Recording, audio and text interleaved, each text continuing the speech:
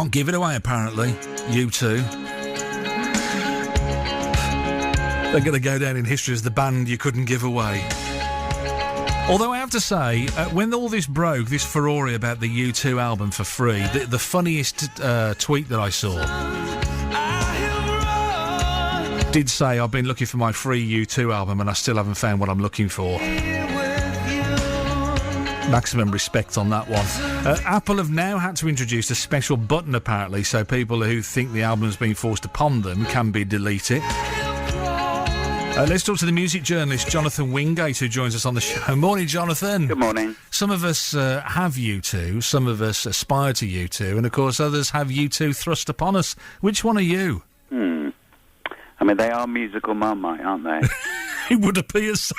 I get fed up with people knocking success and bands like U2, or there is no other band like U2. They're probably, over the last 20 years or so, they're probably the biggest band in the world commercially. But I have to say, I'm not that impressed with the record. But I also think U2 are a good band, and this is a very clever, innovative move for them to actually get their music out there to people that possibly wouldn't be buying it already. I mean, you're not a fan of the album. You're not. I must admit, I haven't had the chance to listen to it yet. But you've listened to the album. You don't like it. But were you impressed with the fact that you were given it for free?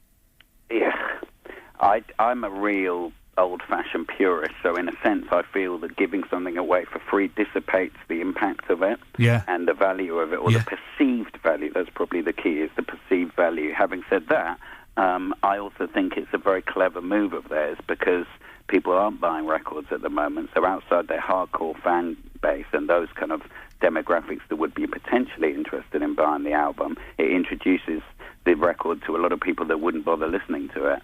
With the way the media is going, it's harder and harder to actually get your music out there on mainstream platforms. So I think it's a brilliant move for them, and I think from a media point of view, of course, we all pick up on the negativity and the fact that Apple have now had to give people a way of show people how to get this thing off their computers, off their iTunes. But I mean, the negativity it isn't a media invention, is it? I mean, that vociferous negativity has expressed itself right across social media. But are you saying that there's no such thing as bad publicity? No, I'm not saying that at all. I think there is very much such thing, and I think they would have been, to some extent, shocked by this. But, if there's a bunch of people moaning about the fact that they've got a free U2 album, their attitude from a business point of view would be, well, it still gives us it's a glorified advertisement for U2, and ultimately U2's last album was their lowest selling record. As far as I know, it sold